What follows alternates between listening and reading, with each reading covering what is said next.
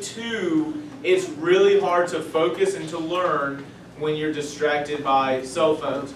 Now, I will say this. I am allowing you to currently have smartwatches if you have one. If I see students texting in class, in fact, I already have one from my last block that I have to talk to tomorrow. If I see you texting on your smartwatch in class, you're going to put your smartwatch up with your phone as well. Okay? So don't let it be a distraction. I know that sometimes we do get notifications and we want to check the notification quickly. I do it on my watch. But you'll never see me text in class unless there is an emergency or something like that. But typically someone's going to call the office. And if, God forbid, your mother's dead, she ain't calling you.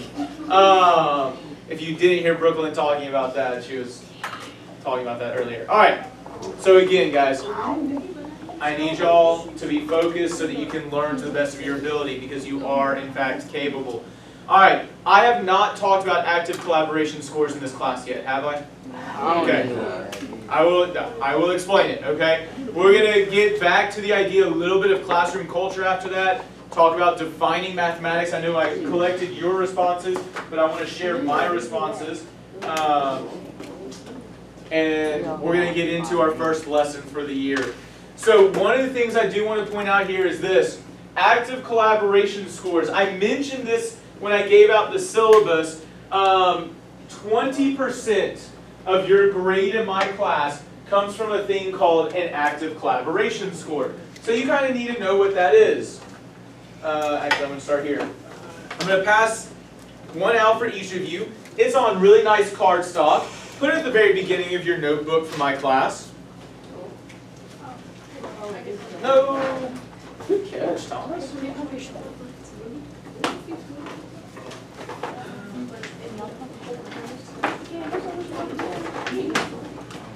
You don't need to worry about a calculator at all right now.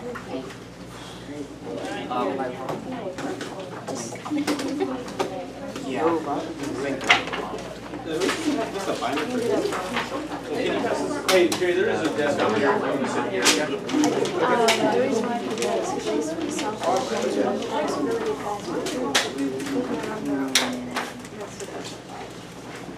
Thank you. Thank you. Thank you. Thank you. Thank you. Thank you. There we go. Thank you all. Okay. So, hold on to this and use it. I would read through this, honestly, probably once a week so that you can have a reminder of what you need to do in my class to be successful. These are the expectations. And when you do these things, you will find success in my class. So this is first off called an active collaboration rubric. What do you think I mean by active and collaboration? Group work.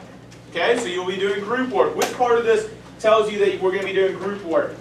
Collaboration, right? When you collaborate, you work with somebody else.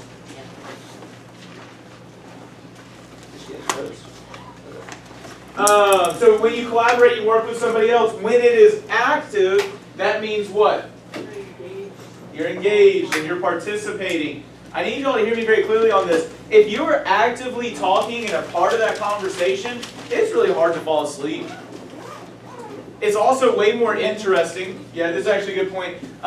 What might be helpful in the future is turn your cell phones actually upside down, and then it won't be distracting when it goes off.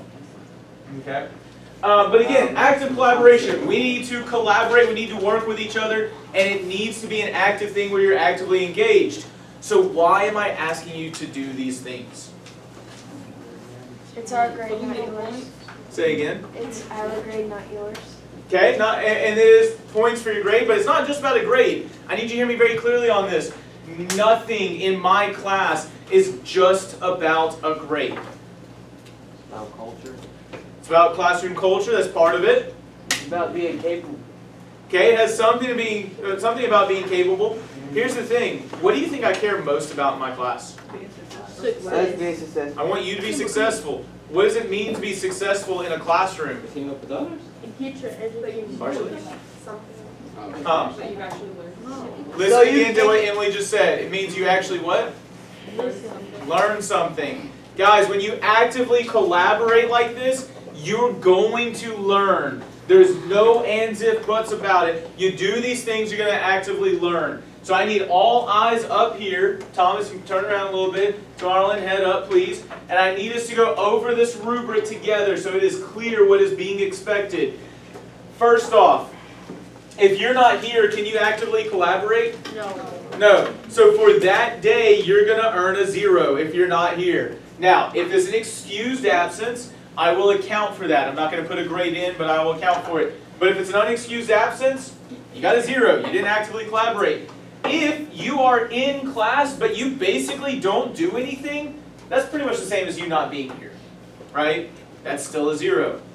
Now, if you have major improvement required on active collaboration or below basic, what that essentially means is you're not completing your assignments, right? You could be sleeping, you could be zoned out, you could be distracting others. If you're in that distracting others, that is not going to fly in my classroom. You're going to earn a 1. Up here, if you work at least a third of the class, you're earning a 2. I want y'all to notice that. It's a 90-minute class. You have to work 30 minutes total to earn a 2. That's not a high barrier. Put in the work. But also notice you have this rubric here, and I'm going to share with you a place online, a Google Sheet, where I enter your score each day so that you and your parent know exactly how you scored. So if you earn a 2, what does that mean? Well, you didn't do much work, but you at least did work for a third of the class. You need to know what these scores are and use that to reflect. Now, here is where we get into scores that you want to be a part of.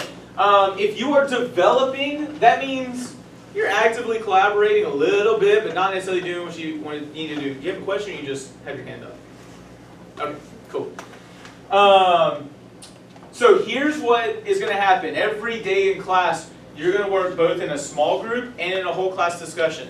You remember last week when we did the 1 to 100 task, and y'all tried to get as far into 100 as possible, and you worked together in a small group, right? Yeah. And then we broke, and we had a part where you then looked at your sheet, and you developed a strategy and a plan as a small group, right? So the small group is where we first get our ideas going. And then I had you do it one more time, didn't I? You remember that?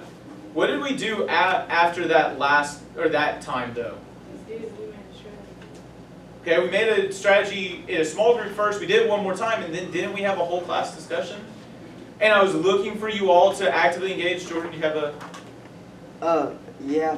So, you know how we had a 1 to 100 thing, right? And now since we're done, can you answer this question for me? Was it really going up to like 1 to 100, like 1 to like all the way up? Did they skip a few numbers? Nope, everything was there. I knew I was right since day 1. All right. So, regardless, though, what I need you to understand is there's the small group and then the whole class discussion. The small group is where we first develop our ideas, we first develop strategies, and then the whole class discussion is when we bring everybody's ideas together. You need to be actively engaged on both of those things. To be at a 3, it's not a super high barrier either. As long as you complete assignments in the small group time, and as long as you either take notes, share ideas, or ask questions in the whole class time, you're earning a 3. Notice a 3 doesn't even really have a whole lot of collaboration, right? So a student completes assignments but may make little to no attempt to understand how others are thinking or engage with peers about their thought process. You may not be open to critique of your work, right? There's a limited amount of interaction within the group. But as long as you're still working and taking notes or sharing your ideas in the whole class discussion, you can earn a 3. Now, the next level up from there is a 3.5. You can still work solo in the small group time, but if during the whole class discussion you do at least 2 of the following, either you actively share thoughts, ask questions, and or take notes, as long as you do 2 of those 3, you can earn a 3.5. Alright? So that extra level of discussion during whole class can be there. The engaged portion, right? And if you are engaged in active collaboration, You're sharing your thoughts and insights with those in your group. You're listening to and considering others' thoughts and perspectives. If you don't do both those things, you're not at a 4, you're at a 3. You ask questions of others' thinking to push for better understanding. This does not have to happen 100% of the time, but it's happening at least 75% of the time. So during small group, you are actively sharing your thoughts and asking questions of those in your group. That is the expectation to be engaged, or to be at an engaged level, and that's earning a 4. All right? Now I want to point this out. Up here is a 5, advanced. What of these 3 do you think, or of these scores, do you think would be where I want you on a typical day? 4. 3.5. 3.5, a 4, a 5. A 5 would be nice, right? But literally it says a 5 is what? Advanced. But I want you to be actively collaborating, right? Which of these descriptors means actively collaborating? Engaged. Engaged. All you have to average per day is a 4 to earn 100 for the weekly active collaboration score, right? Typically, there's 5 days in a week, 4 points per day. Active collaboration is 20 points every single week. That's it. And the nice thing about it is, let's say you have one day where you're just kind of out of it, you're doing your work, but you're not really collaborating with your peers at all. Well, you're going to be down at a 3.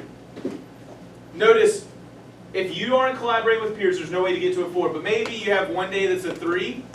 Maybe most of the other days you have a 4, right? But then on Friday you crush it, you really come in ready to work, you earn a 5. Well, 3 plus 4 is 7, plus 4 is 11, plus 4 is 15, plus 5 is 20. So you don't have to earn a 4 every day to earn 100. It's just an average of 4 a day.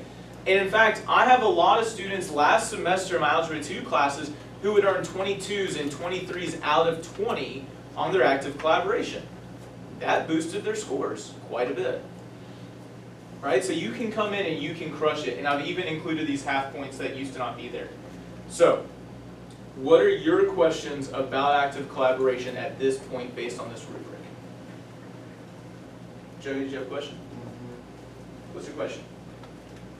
So what would the grade be if, say, for example, you got a 3 on all days? Well, so a 3 for 5 days would be 15 points out of the possible 20. That'd be a 75%. Just curious. Okay. Jamie, did you have a question? Yes. What if you're just having a bad day? I mean, you still earn a score. Let's say you have a really, really bad day, right? And let's say you score a 2. It's that bad of a day. But let's say you come in and do what you're supposed to do every other day and you earn a 4 every other day, right? So,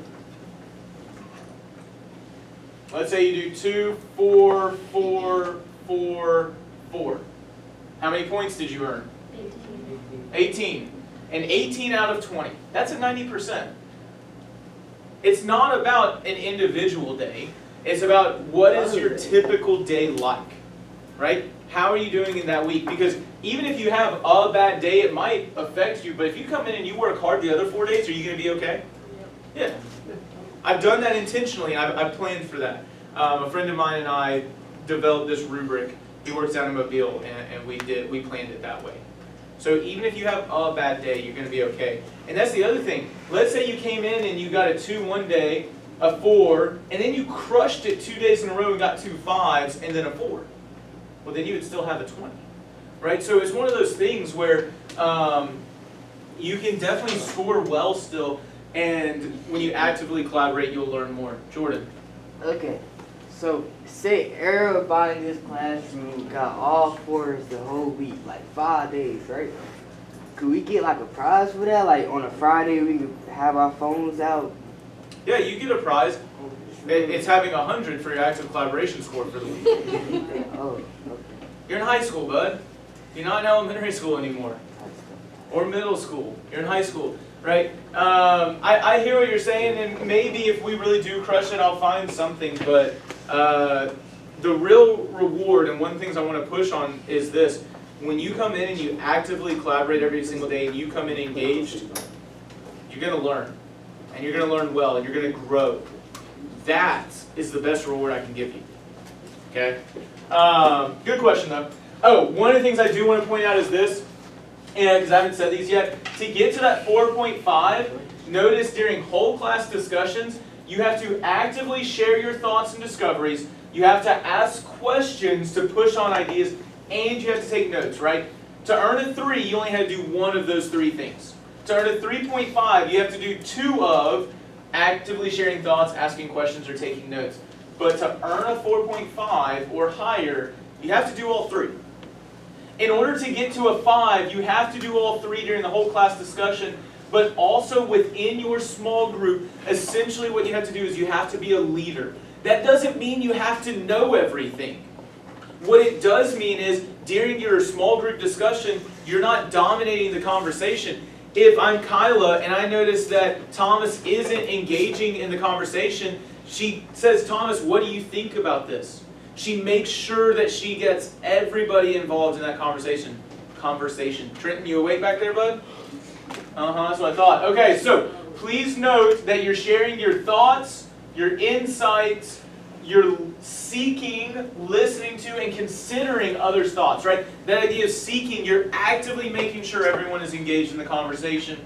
You are critiquing the reasoning of others, but not in a mean way by saying, I hear what you're saying, but have you thought about this? So pushing back. It doesn't have to happen 100% of the time, but it needs to be consistent throughout the class. So that's active collaboration. We already talked about this, just kidding. So remember, we developed this idea of what our values will be. I'm about to get past this pretty quickly because I do want to get to our lesson today. But I collected the papers from y'all last Friday about what our values will be. I didn't have time this weekend because of a handful of different things to put all of it together into a group norms poster like this that I did last year, but I will get that done today and we'll have it tomorrow. So what are the values that you need to be successful? What are the actions that we need to be successful, and how do we need to communicate to be successful, right? Those are the things. But remember, for me, the non-negotiables, the reason why I have the active collaboration rubric is to teach you what I mean by participation. It's not optional. We show up and we work, because when you show up and you work, you're going to learn, you're going to grow. That's why I tell you that you're capable, and I want you to say it as well. Right, Brooklyn? Heads up, please. Tomorrowland, head up. There you go, thank you. Head foot off. Okay.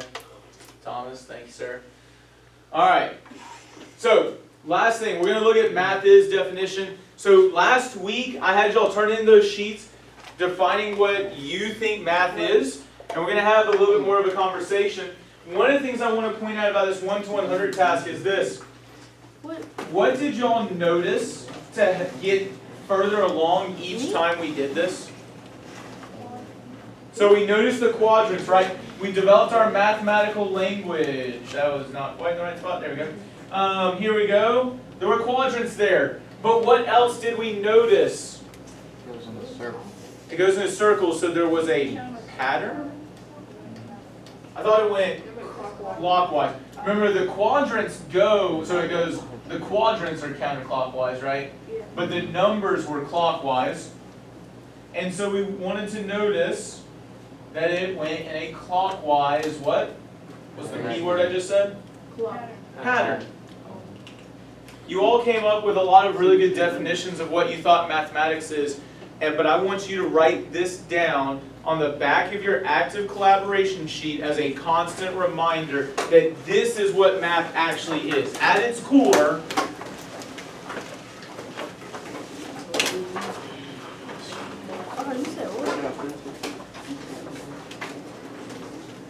math is the study of patterns and relationships.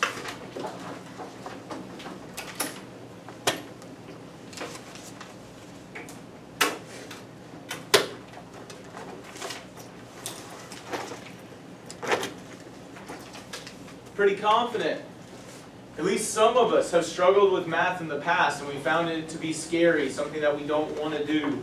But I gotta ask you, are patterns scary? Not really. Are relationships scary? Yes. I'm not talking about relationships with boys and girls. I know, and I'm Okay. still being honest. Okay, but patterns in relationships, that's what we're focused on. Hopefully, that is way less scary. We just need to develop our language and our understanding of those patterns and relationships. That's it. Math is the study of patterns and relationships. What you did here was math. You found a pattern in a relationship. And I want to point this out. Did you need me to tell you what the pattern in the relationship was? No. How did you discover it? Or how did you get it? You worked together, right? You did what I asked you to do, and you found a pattern. And then you talked about it as a small group. It made sense out of that pattern. And then we had a whole class discussion to make even better sense out of it. And that's what we're going to do as a math class. I need you to work together to discover a pattern or a relationship. Then we're going to discuss it and we're going to make sense out of it. And here's why. Mathematicians do 3 different things with patterns and relationships. 3. What was the first thing we did with that 1 to 100 task? Do you remember? Ask questions. We did ask some questions. Actually, even before that, What you know. actually, I'm just going to go over here. Say again. What you notice? Say that one more time. What you notice? We looked to see something we noticed, right? The first thing that a mathematician does, and I would probably write this down on the active collaboration sheet as well, mathematicians notice patterns and relationships. That's all you got to do. Marlon, I already asked you to take your hood off. Come on, man. Right? Mathematicians, they notice their patterns and their relationships. It's really hard to learn about patterns and relationships if you don't notice them.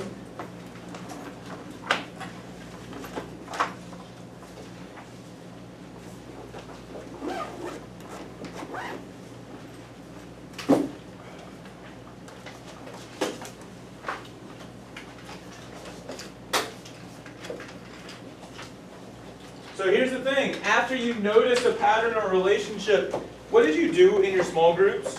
Discuss. You discussed them? And so you might say that you described those patterns and relationships? Yeah. Mathematicians, they notice a pattern and relationship and then they describe those patterns and relationships.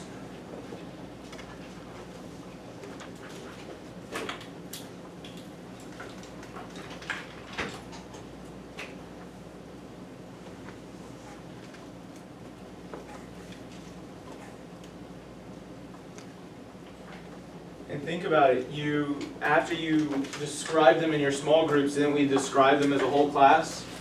We helped each other get better with those patterns and relationships.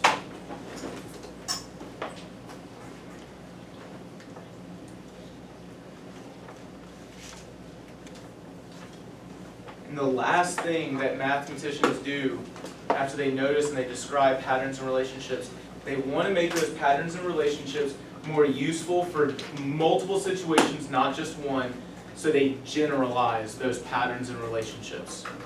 Mathematicians notice, they describe, and they generalize patterns and relationships.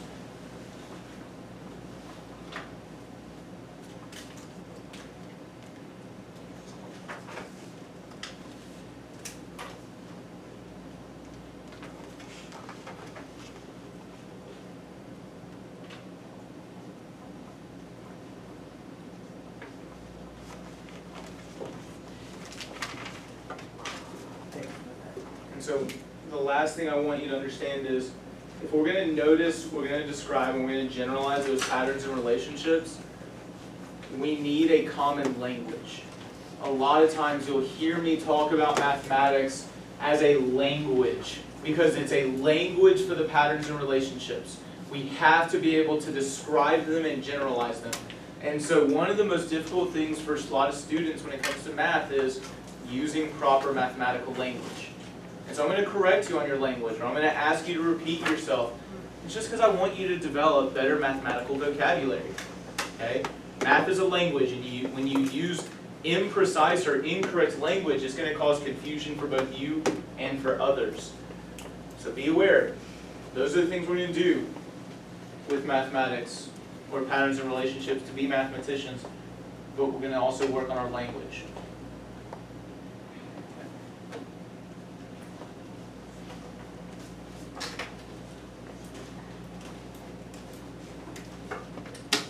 In just a second, I'll put the objectives for what we're starting on. But here's our very first lesson for class.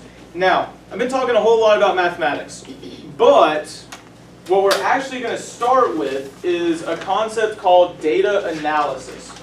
Because, one, we have to do something called math literacy at Hillcrest, but more importantly, I know students will always say, man, when am I ever going to use this math?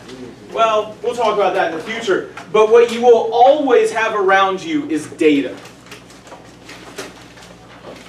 Oh no. Just realized that there's 2 pages to this and I've only been given out 1. Man, you know when you make goofy mistakes? It's the worst. By the way guys, so I put out 4 sheets of paper. Each one of these is supposed to be 2. So put the pairs together. So like, here, you give that sheet over here, give yours there, and then, there we go. Nope, you need that still. Each of you should have 2 sheets of paper, so I'll come back by and give out the extra. So, you need that, you need that, you need this. Okay, and you will need, you have there.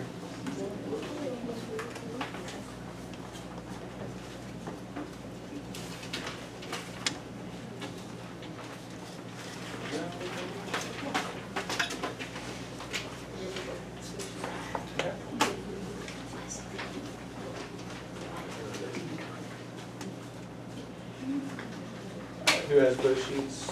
Anybody? You need that one. You need that one. You need that one. He has to practice here. Okay. After screwing that up, we are now ready. It's fine. Okay. So we're looking at data analysis. Excuse me, I'm talking. I need you to listen. Do you have a question? Anybody lose a shirt? Mm-hmm. Yep. What's that? I'm homeless, I need that. I'm homeless. I need that. What do it look like? What's that? I don't know. It doesn't have a You size. know I claim I can What take is it. it? Oh, God. My guess is it's one of my Algebra 2 students. I think I don't think it is if it was sitting over here. I dropped it. I think you're lying to me. Okay. So we're getting into a concept called data analysis. Constantly for the rest of your life, you will see data in different places. You'll see data on TikTok, you'll see it on Instagram, you'll see it on whatever the next social media is that's invented, right? There will be some form of data within that social media. There may be data about that social media. You'll see data in newspaper articles or magazine articles, wherever. Come on, I need you to stay awake, head up. All right. So we need to learn how to recognize when we have good data and when we have bad data. We need to learn how to analyze data on our own. And so here are our objectives. First things first. In order to understand data, you got to know whether the question is statistical or non-statistical. We'll look at that in a second. You also need to be able to identify if the data is numerical or categorical, because the different type of data will determine how you represent it or how you analyze it. Because I assume in the past you've done things like bar charts, right? You've seen those, pie graphs, different graphs like that. Yes, no, maybe so? Yes.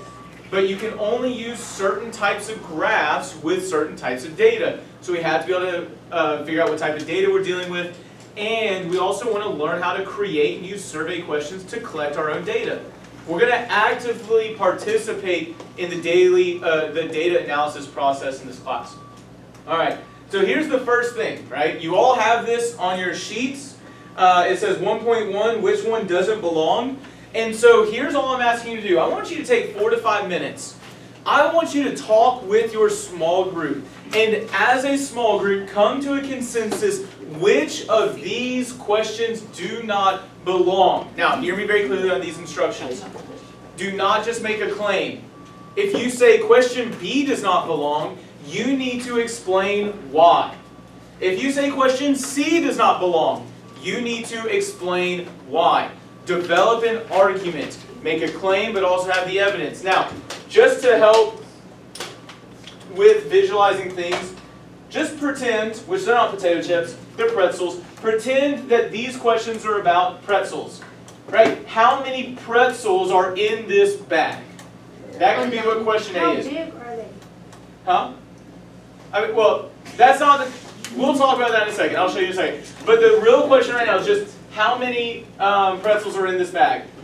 What is a typical amount of pretzels in a bag like this?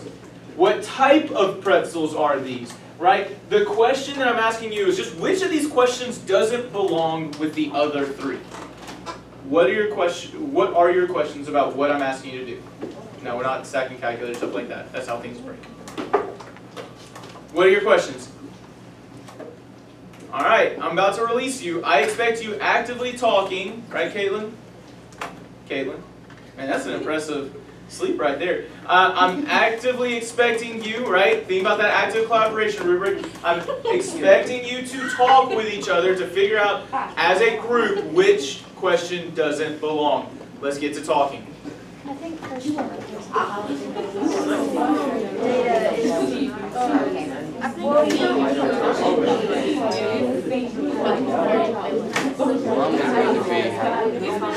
When I call your name twice, open your eyes, you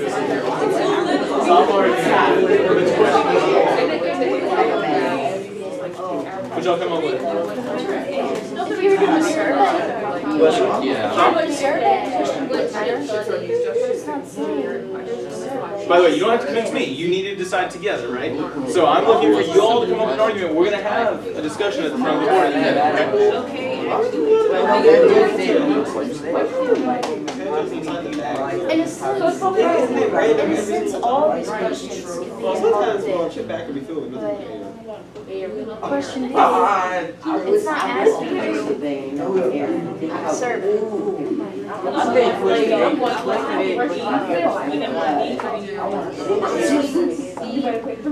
Which one do y'all think this is? Question C? Is it dog? Okay, why?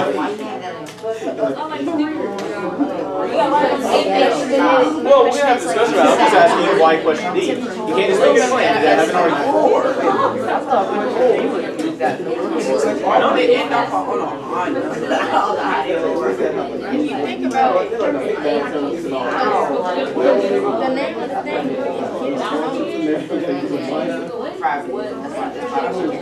Alright, how many Pringles are y'all? So what's the difference about D? What is different about D? I'll tell you. What do you mean it's off topic?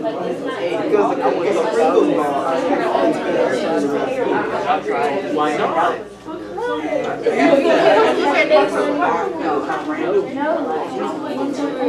But is question C about how many are in the bag? Might be a yeah, but think, what type of shit are these students in this class?